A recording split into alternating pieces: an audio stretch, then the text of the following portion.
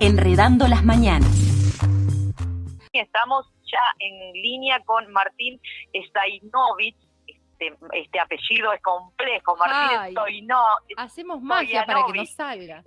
Stoyanovich, ahora ya él nos va a aclarar bien. Martín, a ver, primero es un compañero un compañero de calle, si se quiere.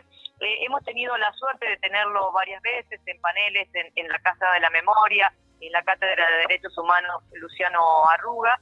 Martín es un compañero que ha empezado desde abajo, es licenciado en periodismo de la Universidad Nacional de Rosario, y en realidad ha sido siempre colaborador en varios diarios de aquí de la ciudad, también en revistas, por ejemplo en El Estornudo también de Cuba, ha participado en libros, que como periodista, por supuesto, ha tenido colaboración en algunos libros, pero ya hoy es redactor del diario La Capital, y hace muy poco ha publicado un libro que se titula ¿Quién cavó estas tumbas? Y me parecía muy importante traer la voz de Martín, porque Martín no es un periodista convencional desde detrás de los escritorios, sino un periodista que hay varios aquí en Rosario, realmente sigue Martín, se puede decir un poco el camino de varias periodistas y de varios periodistas que caminan la calle y que le dan otro enfoque a la noticia, no solamente el histrionismo de esta noticia policial que repentinamente aparece, sino que busca en las raíces más profundas y fundamentalmente de darle voz también a aquellas y aquellos que no tienen voz y que en realidad terminan cargando, porque muchas veces hemos hablado aquí en Los Enredando, de lo que es la política de la narcocriminalidad y la violencia en la ciudad de Rosario, y todas aquellas mujeres, hombres, pibas y pibes que terminan un poco cargando con esta idea de la letra escarlata, ¿no? Simplemente más allá de una A sería una N, ¿no? Cuando te balean tu casa, te matan un familiar y en realidad aparte tenés que salir a explicar que no sos o que no fuiste o que fue otro y que en realidad no te toca. Pero hay una realidad permanente en los barrios fundamentalmente más vulnerados de la ciudad de Rosario, donde aquellas y aquellos que son protagonistas ciertamente no tienen voz, y Martín es uno de estos periodistas que hoy fundamentalmente le están dando voz. Así que bueno, así en esta breve y rapidísima presentación, saludarte, Martín, y agradecerte mucho esta entrevista en primer lugar. Bueno, Mónica, muchas gracias a vos y las demás compañeras por la comunicación y bueno, y por el cariño de siempre y por esta presentación que estuvo muy linda. Bueno, te agradezco, Martín. Martín, primero, contanos un poco, porque en realidad el libro ¿Quién cavó estas tumbas? Es y acá yo me hago un poco eco, digamos, del prólogo que te han hecho. En realidad es un caminar, tomar colectivos, unir puerta a puerta, unir buscando esas voces que tienen mucho miedo de hablar. ¿Nos podés contar un poco más o menos cómo se fue construyendo este libro que tiene que ver con los relatos que aparte, bueno, vos publicás siempre en el diario? Sí, bueno, el libro comprende 5 crónicas periodísticas que en parte, digamos, son historias particulares, por eso son 5 crónicas separadas, pero que bien podrían estar narradas en una misma historia, quiero decir, porque responden todas a un contexto similar, que es tal vez el contexto de violencia que atraviesa la ciudad de Rosario desde hace ya más de una década, y sobre todo también por las historias que se van desprendiendo de cada caso particular, todas ellas atravesadas por la militancia social, por el trabajo de laburantes del Estado, por familiares de víctimas que emprenden de un día para el otro un cambio de vida muy rotundo, que es el hecho de enfrentarse con una justicia que a veces es muy distante, con procesos que son larguísimos, con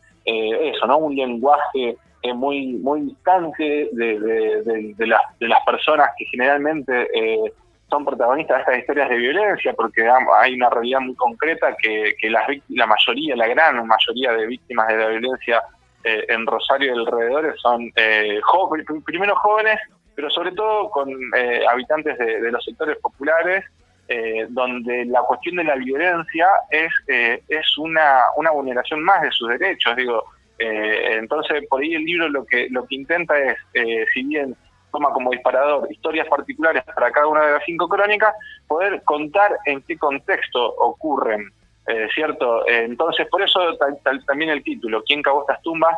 Porque más allá de que detrás de cada hecho exista un autor material, nos preguntamos qué condiciones permiten, con el paso del tiempo, que estas historias tengan estos desenlaces, y lo peor de todo, ¿no?, que se repitan.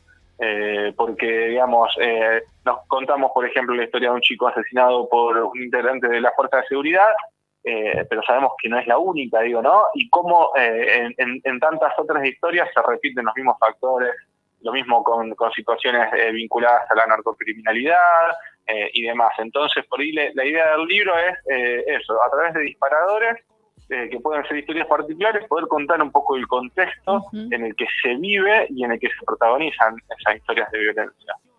Martín, vos que caminás los barrios realmente, ¿cómo es esta idea de poder comunicarse con las vecinas, con los vecinos que están cercanos, digamos, en todo caso a lo mejor no son las víctimas directas de las balaceras, de las muertes permanentes en nuestra ciudad, pero que en algún punto sí conocen a aquellas víctimas, y esta cuestión de tanto miedo de hablar, cómo se puede romper ese cerco y qué es lo que más o menos pueden expresar, inclusive off the record, ¿no? Porque realmente muchas veces no se puede, o sea, todo esto que se recopila, si se quiere, no se puede expresar a veces a lo mejor en una información, porque realmente hay muchísimo miedo, pero bueno, siempre está este off the record que aquella mujer, aquel hombre, aquel pibe, aquella piba te puede contar. Sí, yo creo que es que más allá de la validez que pueda llegar a tener en términos periodísticos, porque tal vez vos decís, bueno, me lo dijo un vecino, no, pero no puedo decir su nombre porque tiene miedo. Digo, yo creo que hay que empezar a pensar en la validez de esa fuente, más allá de esta cuestión de que de repente no tenga un nombre, pero no lo tiene por una cuestión de temor y por una cuestión de protección, pero las vecinas y los vecinos de los barrios son quienes dan cuenta en concreto de cómo. Yo creo que hay que empezar a pensar o profundizar un poco la idea de que Rosario está cambiando permanentemente en términos de lo que es la violencia, y ocurre en sectores determinados, como te decía hace un toque, y ahí hay comunidad, hay vecinos que crían a sus pibes, hay vecinos que trabajan en la calle, hay vecinos que crecieron y conocen desde chicos a personas que hoy en los medios comunicamos como una parte de lo que son, en el caso de, no sé, hoy sindicados líderes de una banda barrial que extorsiona o que vende drogas y demás, pero para los vecinos, además de eso, que es una realidad, son personas que crecieron en el mismo barrio, se conocen desde pibes, y esto digo, más allá de la valoración informativa que puede tener charlar con estas personas, me parece que es una manera de poder entender cómo es convivir con la violencia, y también qué rol puede ocupar el vecino o la vecina de a pie cuando pensamos en cómo salimos de esto o cómo transformamos esto. Cómo trabajar o cómo pensar el rol del vecino para que, en todo caso, una de las crónicas que trabaja el libro es el linchamiento de David Moreira, ¿no? Cómo transformar o cómo trabajar sobre los vínculos de las comunidades para que la respuesta no sea matar a un pibe que roba una cartera, ¿no? Sino, ver cómo podemos complejizar cómo es crecer, cómo es vivir en un barrio donde eso que decías vos hace un ratito, te balean una casa a veces por error, cómo se transforman las vidas de esas personas a raíz de que una casa por error, o se tienen que mudar, o tienen que cerrar su local, o también personas que son víctimas de extorsión. Digo, son barrios concretos o sectores de la sociedad concretos donde hay vecinas y vecinos que tienen algo para decir, o que pueden dar cuenta de cómo se han ido transformando las vidas en los últimos años. Porque hace un tiempo se hablaba de los pibes que, hace un tiempo, quiero decir, hace 10 años, ¿no? Los pibes que construyen identidad de una manera, donde cuando no encuentran las posibilidades que debería ofrecer el Estado, tal vez encuentran seducción en otro lado donde pueden, qué sé yo, poder comprarse algo, una zapatilla, lo que sea. Bueno, hoy en día estamos tal vez continuando con ese factor tan complejo de la sociedad, pero también con pibes que crecieron o que nacieron viendo eso, ¿no? Entonces, y con mujeres que o padres o madres que se convirtieron en adultos atravesados por esa realidad. Digo, ¿y cuánto se los escucha, no? ¿Cuánto se los escucha para pensar en cómo se han transformado los barrios, en qué necesitan, en cómo ellos hacen para poder seguir viviendo? Porque, digo, mucha gente se mete adentro por miedo, ¿no? Pero también mucha gente resiste al hecho de, bueno, seguir sosteniendo la copa de leche, seguir haciendo una actividad los fines de semana para los pibes, seguir ocupando la calle de una manera que pueda llegar a transformar. Entonces, no solamente creo que es importante, al menos desde el periodismo, hablar con las vecinas y los vecinos de los barrios en términos de contame cómo te afecta a vos la violencia, sino también contame cómo vos vivís y sobrevivís e intentás transformar esto, ¿no? Cuando no es desde el miedo, cuando no es desde la idea de que de la idea de esta lógica de matar a un pibe o de linchar o de mandar en cana, quiero decir, cuando hay una idea de transformar, de ver que tu vecino hoy en día vende droga, pero también se crió con vos y seguramente de él conoces un montón de otras cosas que nosotros como periodistas no conocemos, porque lo que conocemos de esas vidas son lo que nos baja la información judicial cuando ya están en cana, cuando ya están siendo imputados. Pero hay vidas, ¿no?, que se desarrollan y que terminan así, o asesinados, o baleados, o presos. Entonces me parece que las vecinas y los vecinos de los barrios son una oportunidad muy interesante para poder comprender. Yo creo que a partir de comprender se puede describir y bueno, y desde el periodismo es una manera tal vez de poder dar cuenta de cómo la ciudad se ha ido transformando. En esto, Martín, a ver, porque ambos sabemos que cada vez que recrudece, digamos, y cuando digo recrudece no es un hecho fortuito. Cada vez que recrudece los hechos, las balaceras, los asesinatos, muchas veces hablamos aquí en el Enredando de, en realidad, la ruptura de determinados códigos, por ejemplo, niñas, niños, adolescentes que están siendo asesinados, mujeres embarazadas. Eso lo hemos tratado, por ejemplo, hace una década atrás no acontecía, digamos, había determinados códigos que más o menos se iban manteniendo, digamos, dentro de, esta realidad que es absolutamente compleja y dramática. Ahora, cada vez que recrudece en algún punto de vista, que repito, digo, no es un hecho fortuito, recrudece la violencia en los barrios más vulnerados de Rosario, la solución, tanto desde la política provincial como desde la política municipal, es cada vez más gendarme, cada vez más policía. Entonces, consultarte en todo caso cómo se vive eso en los barrios, digamos, ante la presencia, esto de la saturación policial, la saturación de gendarme dentro de los barrios. Eso la gente lo vive como una situación de alivio, o en realidad como una situación que crea más complejidad a lo que ya venimos viviendo. Sí, yo creo que bastan estos 10 años de experiencia para darnos cuenta de cómo cambiando la concepción de los vecinos y las vecinas en relación a la repentina llegada de fuerzas en estos operativos de saturación. Pasó en el 2014, donde se ve, yo incluso en una de las crónicas de este libro lo cuento, se ve el hecho de la tranquilidad de repente, porque, bueno, recordemos que ese desembarco de Gendarmería en el 2014 fue bastante masivo, comprendió una presencia muy fuerte en barrios que estaban muy afectados por la violencia, y en ese momento se veía una especie de tranquilidad en los vecinos que decían esto de que no se escuchan más tiros, de que la cuestión está un poco más tranquila. Pero fue cuestión de meses para que esa idea empiece a transformarse con la lógica de que la manera en la que las fuerzas de seguridad hacían presencia en el barrio era hostigando a los vecinos, a las vecinas, a los pibes, sobre todo a las pibas, bajo cualquier circunstancia. Entonces ahí ya empezó a cambiar la cuestión, ¿no? El hecho de decir, al final vinieron a cuidarnos, pero nos están hostigando. Con el paso del tiempo y las reiteradas llegadas de fuerzas federales, como vos bien decís, en contextos en donde se recrudece la violencia, ya la mirada de los vecinos y las vecinas cambió totalmente. Hace muy poco yo estuve en Barrio Ludueña y me decían, no sirve para nada. Sobre todo porque estos gendarmes se van al atardecer y la cosa se pone compleja a la noche, cuando realmente hay lugares en donde no se puede caminar por la oscuridad. Me lo decían vecinas que yo conozco de hace mucho tiempo, que los gendarmes se van y que además yo también he hablado con gendarmes que estaban ahí custodiando, son personas que no saben, que vienen de otros lugares, de otras ciudades, y que no saben dónde están.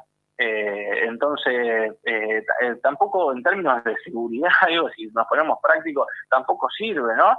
Pero sobre todo esta cuestión de que en algún momento había cierta tranquilidad y con el paso del tiempo, bueno, es desconfianza a la policía, a los gendarmes, digamos, fuerzas de seguridad nacionales por el hecho de los malos tratos.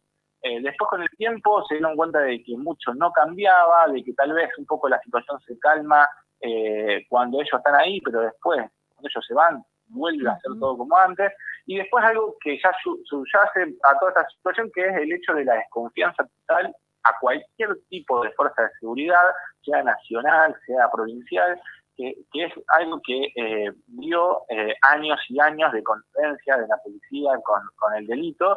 Entonces vos vas a un barrio como Ludueña, por ejemplo, y ahí te van a decir que el grado de convivencia que hay en algunas ocasiones entre las comisarías y las bandas que, por ejemplo, venden drogas, que son también las que por ahí despliegan toda esta lógica de la violencia.